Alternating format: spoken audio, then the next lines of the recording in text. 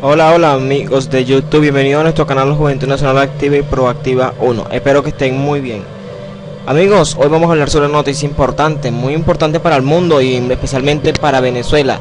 La alta comisionada de los derechos humanos, Michelle Bachelet, dio hoy en rueda de prensa un comunicado de actualización de la situación en Venezuela. Amigos, sin ondear mucho, vamos a ver el siguiente video. Me preocupa también el impacto que la extracción de oro, diamantes, coltán y otros metales en el arco minero del Orinoco está teniendo en la forma de vida de los pueblos indígenas, así como el impacto ambiental en sus territorios. A pesar de que el gobierno considera que se realizaron consultas con los pueblos indígenas antes del establecimiento del arco minero, autoridades indígenas y ONG sostienen que no hubo consulta ni los estudios de impacto ambiental adecuados. 2 años. Por otro lado, la situación económica y social sigue deteriorándose rápidamente, restringiendo el ejercicio de los derechos económicos y sociales de millones de personas.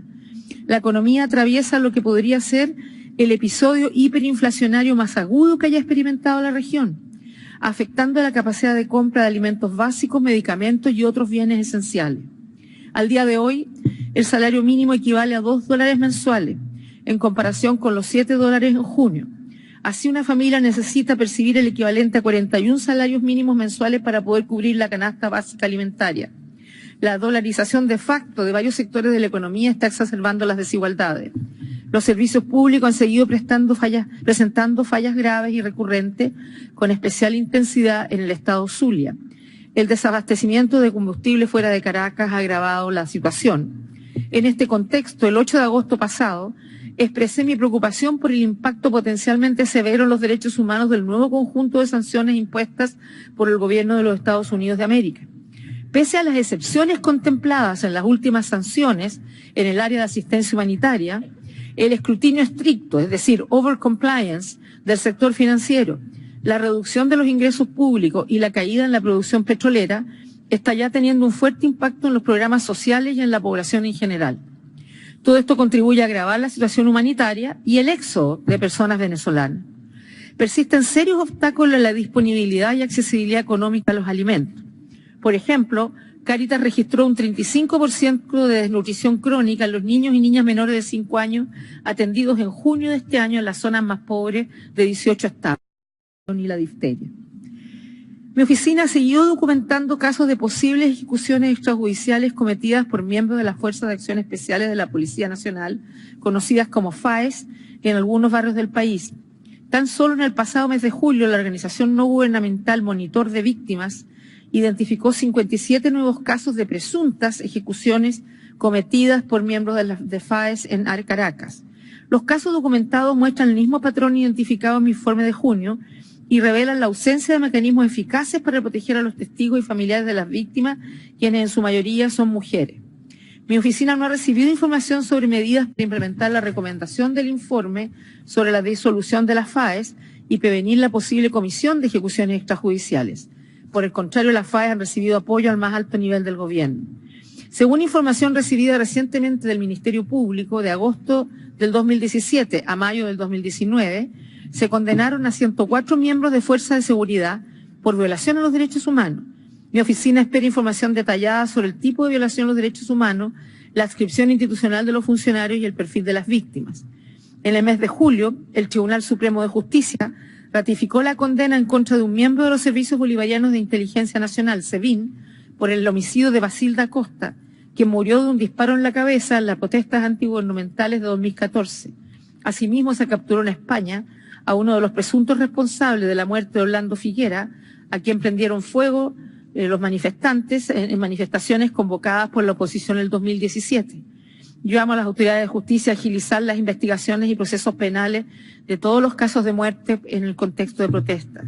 Me preocupa el aumento de presencia de militares en el territorio del pueblo indígena Pemón, así como en casos recientes recibidos de violencia en contra de personas indígenas, como las muertes de 2 jóvenes guarao en julio presuntamente por elementos del FAES, la muerte de una mujer indígena guarao embarazada y una niña de 6 años, así como la muerte de un líder indígena curripaco en Amazonas cometido supuestamente por miembros de la Guardia Nacional Bolivariana. Desde la presentación de mi informe, la Asamblea Nacional Constituyente, a petición del Tribunal Supremo, ha levantado la inmunidad parlamentaria a otros 4 diputados de la Asamblea Nacional elevando el número total a 1 parlamentaria y 24 parlamentarios despojados de inmunidad, incluido su presidente. 2 parlamentarios siguen en detención preventiva a la espera de juicio. Confío en que mi oficina pueda visitarlos pronto. Deseo expresar mi rechazo a la condena del líder sindical Rubén González a 5 años y 9 meses de prisión por un tribunal militar el 13 de agosto por hechos ocurridos en el ejercicio de su activismo sindical. Su familia también ha sido objeto de diversas formas de hostigamiento. La aplicación de la justicia militar para juzgar a civiles constituye una violación del derecho a un juicio justo, incluido el derecho a ser juzgado por un tribunal independiente e imparcial. Me preocupan las recientes acciones para aprobar una ley que tipifica como delito las actividades de las organizaciones de derechos humanos nacionales que reciben fondos del extranjero. Esa ley, si se aprueba y aplica, reducirá aún más el espacio democrático. Lamento también los recientes ataques del gobierno en contra de la autonomía universitaria. Deseo expresar mi rechazo a la condena del líder sindical Rubén González a 5 años y 9 meses de prisión por un tribunal militar el 13 de agosto por hechos ocurridos en el ejercicio de su activismo sindical. Su familia también ha sido objeto de diversas formas de hostigamiento. La aplicación de la justicia militar para juzgar a civiles constituye una violación del derecho a un juicio justo, incluido el derecho a ser juzgado por un tribunal independiente e imparcial. En relación con el derecho a la salud, me preocupa particularmente el insuficiente acceso a medicamentos y tratamientos de más de 400.000 personas que padecen enfermedades crónicas. Se ha registrado la muerte de pacientes con insuficiencia renal debido a la escasez de medicamentos e insumos para ser dializados desde el 2017. Debido al desabastecimiento de suministro, los únicos 2 centros en el país donde se pueden practicar trasplantes de médula ósea se enfrentan a serios problemas operativos. Adicionalmente, debido a problemas financieros, al menos 39 personas, incluidos niños y niñas, se encuentran en Venezuela esperando viajar al extranjero para ser trasplantados en el marco de programas estatales. En los últimos meses, al menos 4 niños y niñas habrían fallecido durante la espera. Un paso positivo es que, según la Organización Panamericana de la Salud, se ha ampliado la cobertura de vacunación contra la poliomielitis, el sarampión y la difteria. La oficina documentó casos de tortura y malos tratos tanto físicos como psicológicos de personas arbitrariamente privadas de su libertad, en particular militares. Las condiciones de detención no habrían cumplido con los estándares internacionales básicos y las personas detenidas no tienen acceso a atención médica adecuada. Solicito a las autoridades tomar acción para corregir estas prácticas, permitir acceso médico e investigar violación a derechos humanos. La autopsia del capitán Acosta Arévalos, quien falleció bajo custodia el 29 de junio, reveló que había sufrido múltiples golpes, contusiones, excoriaciones y quemaduras en varias partes del cuerpo. Sufrió fracturas en 16 costillas, el tabique nasal y el pie derecho. Las autoridades reportaron que 2 oficiales de la DGCIM habían sido detenidos y acusados de homicidio preterintencional, pero no de haber cometido actos de tortura. Aliento a las autoridades a que investiguen las denuncias de tortura, castiguen a los responsables, reparen a las víctimas y adopten medidas para evitar su repetición. Según la última cifra de Naciones Unidas, hay más de 4,3 millones de personas venezolanas refugiadas y migrantes en el mundo. Celebro los esfuerzos realizados en materia de recepción, documentación y acceso a derechos en los países de acogida. Concuerdo con las palabras de Eduardo Stein, representante especial del Secretario General para los Refugiados y Migrantes Venezolanos, sobre la necesidad de adoptar medidas para garantizar una migración segura, ordenada y regular. Las mismas no deberían imponer obstáculos de acceso al territorio que pueden incrementar la migración irregular y exacerbar los riesgos a ser víctimas de diversas formas de violencia y explotación. Preocupan los informes de brotes de xenofobia en países de la región y redoblo mi pedida a las autoridades de los países de acogida para mitigarlos y prevenirlos, preservando los derechos de las personas migrantes y refugiadas. Mi oficina ha seguido documentando casos de personas migrantes víctimas de trata, particularmente mujeres, niñas y niños con fines de explotación sexual, laboral y de reclutamiento para actividades ilícitas por parte del crimen organizado y de otros grupos armados. Las víctimas rara vez denuncian por temor a represalias o a ser deportadas, así como debido a la corrupción, impunidad y falta de servicios de atención adecuados. Asimismo, se documentó la desaparición de decenas de personas migrantes cuyas lanchas naufragaron o desaparecieron en las costas caribeñas, aparentemente relacionadas con redes de trata y tráfico de personas hacia islas del Caribe.